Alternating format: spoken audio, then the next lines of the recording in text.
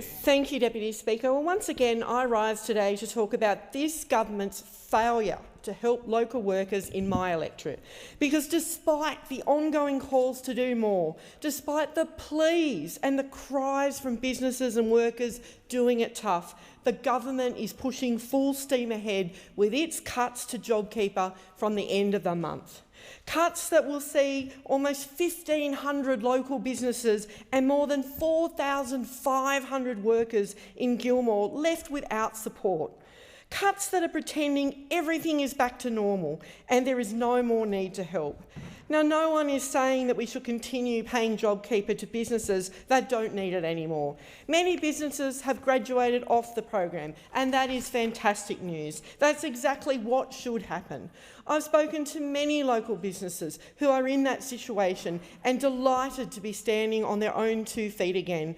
But the reality is that there are some businesses and some industries that are a long way from recovering, a long way from being able to survive on their own.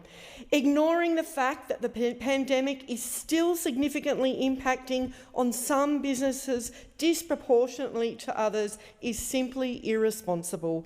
It beggars belief.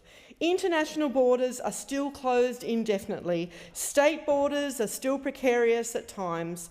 People are not travelling like they were before the pandemic, and our tourism businesses, which rely heavily on international tourists, can't just magically be okay. But that seems to be what the government wants them to do. Time and time again, the government says it's listening. It tells businesses in my electorate on the New South Wales South Coast that it cares, that it hears them. Then it announces a so-called tourism rescue package that actually encourages tourists away from the South Coast. It incentivises people to travel elsewhere this year. The package they announced last week, which, let's be honest, is aimed at the airline industry, not the tourism industry, won't do a thing to help struggling tourism operators in our community. Moruya Airport, a wonderful regional airport on the far south coast in my electorate, has been left off the ticket to recovery list. Shell Harbour Airport, slightly to the north of my electorate, but with the potential to bring people to Kiama and the Shoalhaven, has been left off the list as well.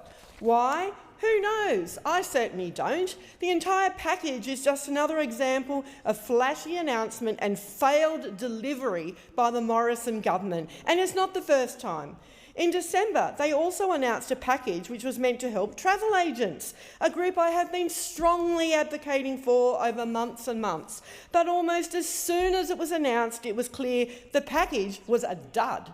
Agents from across my electorate contacted me in droves to tell me their disappointment, their heartache. It was devastating for them after fighting so hard for help for so long.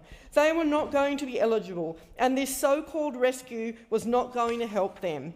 Our tourism operators, our travel agents, they deserve better.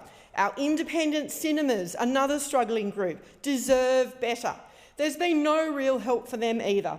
The government has simply not taken the time or simply doesn't care to work out which industries need targeted support and how to give it to them. Instead, they keep looking after their corporate mates, ticking the box on COVID recovery and patting themselves on the back for a job well done, while local businesses pay the price and local workers pay the price. It is infuriating and it is totally unacceptable.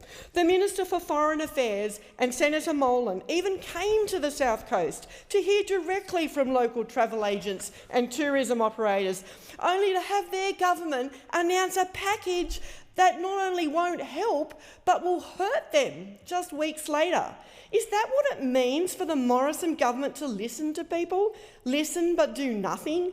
Well, I have been listening, and I won't stand by while they do nothing. I won't stand by while this government makes its flashy announcement but rips the rug out from under thousands of local people in our community. Those workers and those businesses deserve better. They need an extension of JobKeeper. They need the government to finally stand up and end the uncertainty and stress that they are facing now. They need targeted support programs for the industries that cannot recover while ever borders remain closed and the pandemic continues to impact.